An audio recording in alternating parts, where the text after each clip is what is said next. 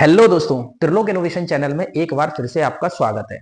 दोस्तों, आज हम जिस ट्रांसफार्मर की बात कर रहे हैं वो है हमारा ऑटो ट्रांसफार्मर।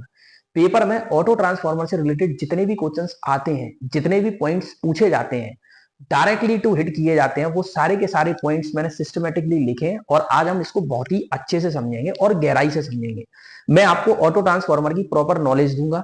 उसके बाद जो पेपर में जो क्वेश्चंस पूछे जाते हैं, मतलब पहले मैं आपको ज्ञान दे दूंगा, उसके बाद मैं आपको दूंगा एग्जाम की बातें जो कि इस बोर्ड पे लिखी हुई है। अगर ये बातें आपको सारी की सारी क्लियर है, मतलब आपका ऑटो ट्रांसफार्मर से कोई भी क्वेश्चन नहीं छूटेगा। चलिए, सबसे पहले हम बात करते हैं कि ऑटो ट्रांसफार्मर क्या होता है। देखो दोस्तों, ऑटो ट्रांसफार्मर की हमें जरूरत क्यों पड़ी, क्या कारण था। आपने जो पिछले ट्रांसफार्मर पढ़े थे उसमें आपने देखा था, मैंने आपको जब टाइप्स ऑफ ट्रांसफार्मर पढ़ाया था तो उसमें मैंने ये बताया था कि ट्रांसफार्मर दो टाइप के होते हैं वोल्टेज के आधार पर, स्टेप अप ट्रांसफार्मर और स्टेप डाउन ट्रांसफार्मर। इसी कंसेप्ट के अंदर एक बात छुपी हुई है जिसको आपको गहराई से समझना है।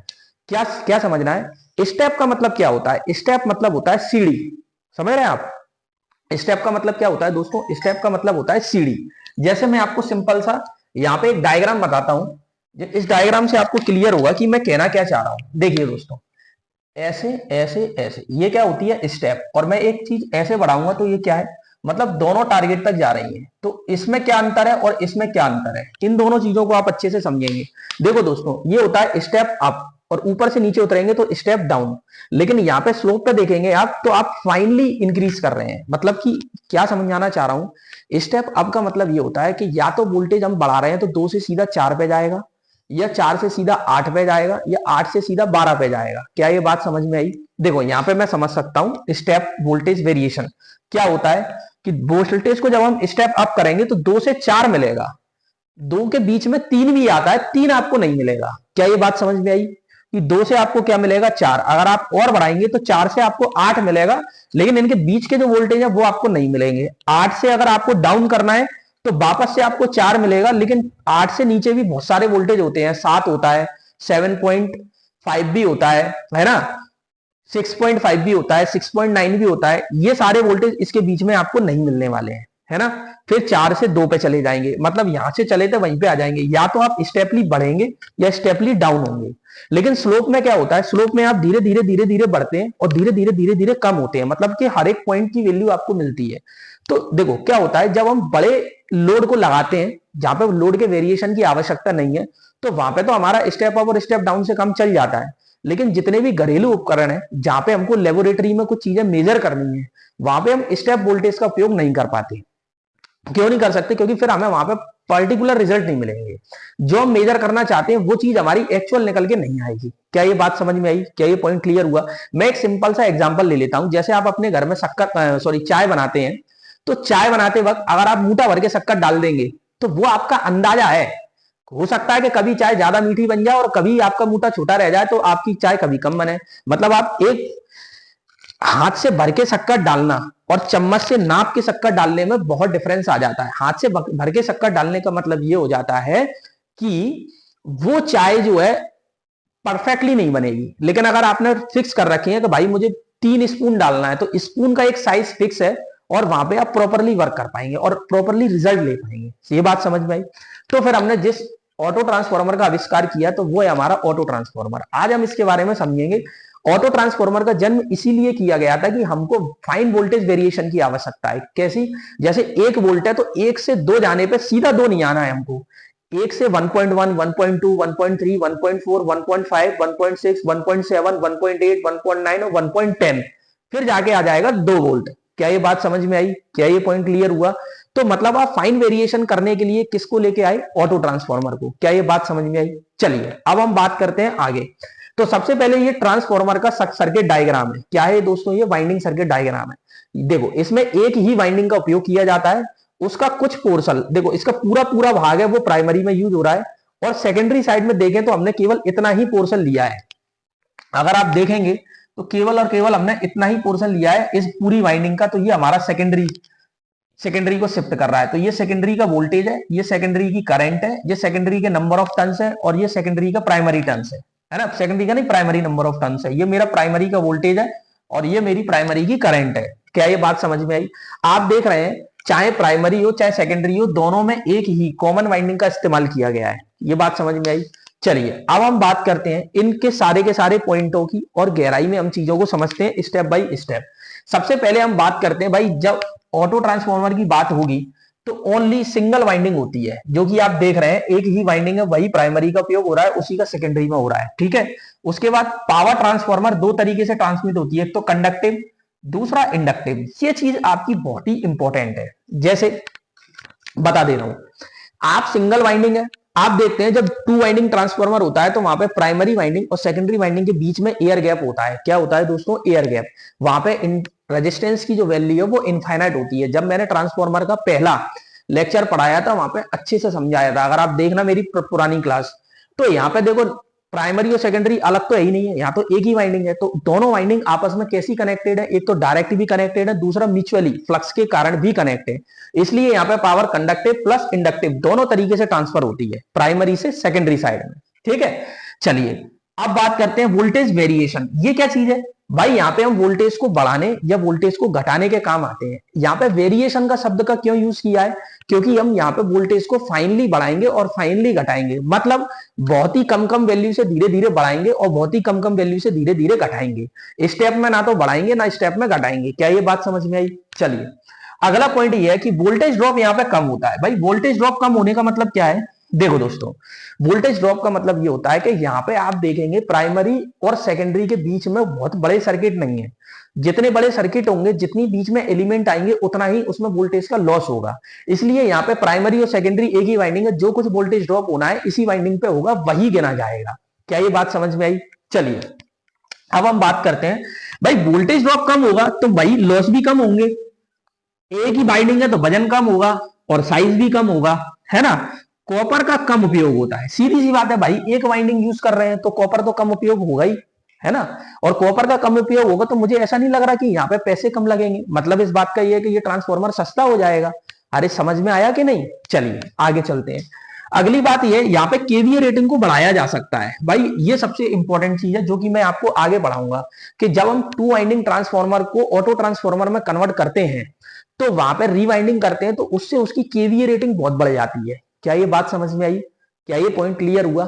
चलिए उसके बाद सेल्फ इंडक्टेंस के सिद्धांत पे काम करता है। आपने बहुत अच्छे से पढ़ा होगा कि जो मैंने इससे पहले ट्रांसफॉर्मर पढ़ाए थे वो ट्रांसफॉर्मर आपके म्यूचुअल इंडक्शन लॉ पे काम कर रहे थे। क्यों कर रहे थे म्यूचुअल इंडक्शन लॉ पे काम? क्योंकि वहां पे वाइंडिंग आपस में डायरेक्टली कनेक्ट नहीं थी, म्यूचुअली कनेक्टेड थी एक कोर के थ्रू। मतलब कि आपस में डायरेक्टली कनेक्टेड नहीं थी, there is no direct connection between the primary and secondary winding. मतलब प्राथमिक वाइंडिंग और द्वितीयक वाइंडिंग में कोई भी डायरेक्ट कनेक्शन नहीं था। इसलिए वहां पे जो आपस में कनेक्टिविटी बन रही थी वो बन रही थी दोस्तों आपकी किसकी वजह से? किसकी वजह से? Mutually connection. इसलिए वहां पे म्यूचुअल इंडक्शन लॉ फॉलो हुआ था और यहाँ पे प्रिंसिपल ऑफ सेल्फ इंडक्टेंस। क्या ये बात समझ में आई? चलिए अब हम बात करते हैं, यहाँ पे लीकेज फ्लक्स का मान बहुत कम होता है। सीधी सी बात है भाई, यहाँ पे लीकेज फ्लक्स क्यों कम है? क्योंकि यहाँ पे एक ही वाइंडिंग है, एक ही जगह रखा है, वही फ्लक्स घूम रहा है, जिस जगह खड़ा है वही घूम रहा है, तो फिर फ्लक्स लीकेज होने के चांसेस ही नहीं बनते। फ्लक्स लीकेज होने के वहां चांसेस बनते हैं जहां पे फ्लक्स को ट्रेवल करके जाना पड़ता है। जहां फ्लक्स ट्रेवल करेगा, किसी भी पाथ से होकर गुजरेगा, सो ही वो इधर उधर भागेगा, इधर उधर भागेगा, मतलब मैं उसको रास्ता ही नहीं दूंगा, यहीं खड़ा है वहीं का वहीं मैं उसको सेटअप करा दूंगा, तो फ्लक्स लीकेज के चांसेस ही गिर जाएंगे। क्या ये बात समझ में आई? चलिए अगली बात ये है कि यहाँ पे वोल्टेज रेगुलेशन कम होता है। वोल्टेज रेगुलेशन के बारे में मैंने आपको शॉर्ट्स में भी बताया है और जो शॉर्ट्स मैंने बना के डाले हैं मैं यहाँ पे भी समझाऊंगा और आगे भी अपन वोल्टेज रेगुलेशन को गहराई से समझेंगे। देखिए दोस्तों, वोल्टेज रेगुलेशन का मतलब ये होता है कि जो आप इनपुट में लगा रहे हैं और जो आपको आउटपुट में मिल रहा है, दोनों की वैल्यू अगर सेम नहीं आई तो वोल्टेज रेगुलेशन हो जाता है। मतलब दो वोल्टेज के बीच में अगर डिफरेंस आ गया, उसी चीज को वोल्टेज का रेगुलेशन कहते हैं। क्या ये बात समझ में आई? हम क्या चाहते हैं? हम ये चाहते हैं कि इन दोनों वोल्टेज के बीच में कम से कम गैप हो। क्या हो दोस्तों? कम से कम गैप हो। जितना गैप कम होगा उतना ही वोल्टेज रेगुलेशन की वैल्यू कम होगी और उतना ही आउटपुट अच्छा मिलेगा। क्या ये बात समझ में आई? अगर आपने इनपुट में 10 वोल्ट लगाया है तो आउटपुट में आपको पूरा 10 तो नहीं मिलेगा, एटलीस्ट 9.8 9.9 तक भी आपको मिल जा रहा है, तो यहाँ पे वोल्टेज रेगुलेशन बहुत गिर जाएगा और सिस्टम की एफिशिएंसी बढ़ जाएगी। क्या ये बात समझ में आई? चलिए अगली बात हम बात करते हैं कि भाई इसमें इंपीडेंस कम है तो short circuit current heavy flow हो सकती है। भाई सीधी सी बात है, एक ही वाइंडिंग है, तो इंपीडेंस की वैल्यू कम हो गई। कल को इसमें जब फॉल्ट आएगा तो इंपीडेंस की वैल्यू कम होने की वजह से हैवी करंट ड्रॉ करेगा, और हैवी करंट ड्रॉ सिस्टम को डैमेज करने की ताकत रखता है। क्या ये बात समझ में आई? क्या ये पॉइंट क्लियर हुआ? इसको आप ऐसे भी समझ सकते हैं कि भाई आप जानते हैं आई इक्वल टू होता है वी अपॉन जेड। अगर इसकी वैल्यू कम है तो करंट की वैल्यू बढ़ गई, और करंट की वैल्यू बढ़ गई तो लोड डैमेज हो सकता है। ठीक है, अगर कॉमन वाइंडिंग जल गई तो लोड तबाह हो जाएगा। आप खुद देखिए यार, यहां पे अगर आग लग गई इतने पोर्शन में तो ये बचेगा क्या? इसका भी काम तमाम हो जाएगा। जो भी लोड यहाँ कनेक्ट होगा वो सीधे के सीधे डैमेज हो जाएगा। क्यों? क्योंकि शॉर्ट सर्किट पाथ क्रिएट होगा, हैवी करंट ड्रॉ होगी। हैवी करंट ड्रॉ होगी तो सिस्टम को उड़ा देगी। क्या ये बात समझ में आई? क्या ये पॉइंट क्लियर हुआ? लेकिन टू वाइंडिंग ट्रांसफॉर्मर में ऐसा नहीं है। टू वाइंडिंग ट्रांसफॉर्मर में आप देखते हैं कि दोनों वाइंडिंग सेपरेटेड है। अगर कुछ प्राइमरी वाइंडिंग में होता है तो उसके रिजल्ट एकदम से डायरेक्टली सेकेंडरी वाइंडिंग में देखने को नहीं मिलेंगे। क्या ये बात समझ में आई? चलिए अब हम बात करते हैं यहाँ पे इंपॉर्टेंट फॉर्मूले की। जो 3 इंपॉर्टेंट फॉर्मूले हैं जो कि पेपर में डायरेक्टली पूछ लिए जाते हैं। अगर केवीए इंडक्टिव की बात करूं, मतलब इंडक्टिव केवीए की बात करूं, तो 1 माइनस के इंटू इनपुट केवीए। क्या बात समझ में आई? भाई आपको एक केवीए ट्रांसफॉर्मर की इनपुट वैल्यू दी जाएगी और बोलेगा बताओ इंडक्टिव पावर कितनी ट्रांसफर हुई, और ट्रांसफॉर्मेशन रेशो दे दिया जाएगा। तो वो होगा 1 माइनस के इंटू इनपुट। के बराबर क्या होता है? N2 upon N1। क्या ये बात समझ में आई? चलो, केवीए कंडक्टिवली कितनी पावर ट्रांसफर हो रही है? वो हो रही है के इंटू इनपुट केवीए। मतलब अगर आपको मैं इनपुट केवीए की वैल्यू दे दूं और आपसे बोलूं कि बताओ केवीए इंडक्टिव कितना फ्लो हो रहा है, केवीए कंडक्टिव कितना फ्लो हो रहा है, तो आप बता सकते हैं। ठीक है ना? चलिए अब हम बात करते हैं KVA auto transformer. Auto transformer की अगर केवीए रेटिंग निकालनी है और टू वाइंडिंग ट्रांसफॉर्मर की केवीए रेटिंग दी है और ट्रांसफॉर्मेशन रेशो दिया है, तो आप ऑटो ट्रांसफॉर्मर की केवीए रेटिंग निकाल सकते हैं। कैसे निकालेंगे? जो उसकी वैल्यू दी है उसको रखें और के की वैल्यू दी है उसको रखें, उसको 1 में से माइनस करें और डिवाइड करें, फाइनली आपको वैल्यू मिल जाएगी। पर यूनिट इंपीडेंस इसका कम होता है। पर यूनिट इंपीडेंस को हम पावर सिस्टम में बहुत गहराई से जाके समझेंगे। फिलहाल आपको इतना समझना है कि जो ऑटो ट्रांसफॉर्मर है उसका पर यूनिट इंपीडेंस बहुत कम होता है। क्या ये बात समझ में आई? चलिए अब हम बात करते हैं यहाँ पे 3 फेज इंडक्शन मोटर को चालू करने के काम आता है। भाई सीधी सी बात है, ऑटो ट्रांसफॉर्मर स्टार्टिंग जो कि 3 फेज इंडक्शन मोटर की जबरदस्त स्टार्टिंग मेथड है। ठीक है ना? वहां पे हम किसका उपयोग करते हैं? किसका उपयोग करते हैं? ऑटो ट्रांसफॉर्मर का, क्योंकि हम वहां पे फाइन वोल्टेज वेरिएशन चाहते हैं 1.1, 1.2, 1.3, 1.4। ठीक है ना? चलिए अब हम बात करते हैं अगले पॉइंट की कि भाई ये हमारा रेलवे स्टेशन और लेबोरेटरी में सबसे ज्यादा उपयोग होता है। क्योंकि भाई जितने भी परीक्षण करने होते हैं वो हमें ज्यादातर लेबोरेटरी और प्रयोगशाला में करने होते हैं। वहां पे हम वोल्टेज का वेरिएशन कम चाहते हैं, बहुत ही फाइन वोल्टेज को चेंजेस करते हैं जिससे हम एक्यूरेसी को अचीव कर पाए और एरर को कम कर पाए। क्या ये बात समझ में आई? क्या ये पॉइंट क्लियर हुआ? चलिए अब हम बात करते हैं कि फाइन वोल्टेज वेरिएशन कैसा होता है। भाई 1 वोल्ट है, तो अब इसको अगर मैं बढ़ा रहा हूं धीरे से, अगर मैं इसके रेगुलेटर को ऐसे करके बढ़ाऊंगा तो 1.1, 1.2, 1.3, 1.4, 1.5। मतलब आपने देखा कि एक से सीधा मैं 1.5 पे नहीं गया, बीच में बहुत सारी वैल्यू को ट्रेवल करके गया। लेकिन स्टेप वोल्टेज में क्या होता है? स्टेप वोल्टेज वेरिएशन में सीधे आप 2 से 4 पे कूदते हैं। मतलब यहाँ पे 3 तो आपको देखने को ही नहीं मिला, 4 से आप सीधे 8 पे चले गए, यहाँ पे 5 चला गया, 6 चला गया, 7, ये 2 तो देखने को ही नहीं मिले तीनों।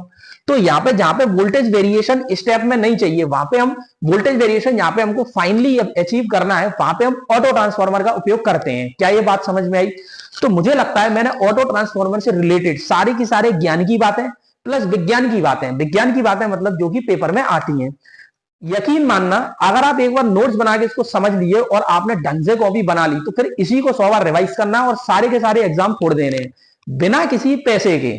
आप कहीं भी पढ़ लें, एक बार मेरी वीडियो देख लें, आपको समझ में आ जाएगा कि हाँ यार उस बंदे ने शानदार पढ़ाया है। क्योंकि मुझे पता है ना, मैंने बहुत सारे पेपर निकाल रखे हैं और खुद भी अभी भी मैं प्रेजेंट में इतने पेपर निकाल चुका हूं कि आपको मेरे को खुद पता चल जाता है कि पेपर में अब वो क्या चीजें पूछ रहा है। क्या ये बात समझ में आई? तो मेरा आपसे ये निवेदन है कि अगर ये वीडियो पसंद आई है तो सबसे पहले इस वीडियो को लाइक करें और इस चैनल को सबसे पहले सब्सक्राइब करें, जिससे आपको अभी कोचिंग्स की भी सीरीज मिलने वाली है ना?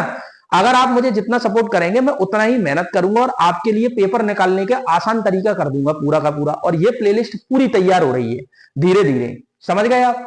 तो आप सभी बच्चों का धन्यवाद जो यहां तक टिक गए, जिनने समझ लिया और जो अभी भी बैठे हैं मेरी इस वीडियो को देख रहे हैं, मैं उनका धन्यवाद देना चाहूंगा। बस बेटा आप लोग रिवाइज करते जाना, और जहां पे आप भूल रहे हैं ना तो कुछ नहीं करना यार, कोई वैलिडिटी नहीं है, कोई इसका कोर्स नहीं है जो कि निकल जाएगा, यूट्यूब पे पड़ा हुआ है पूरा फ्री ऑफ कॉस्ट। आप इसको बार बार रिवाइज करते रहें, बार बार कॉपी खोल के बैठे, खोपड़ी में बिल्कुल एकदम प्रिंटेड कर लें। समझ में आया?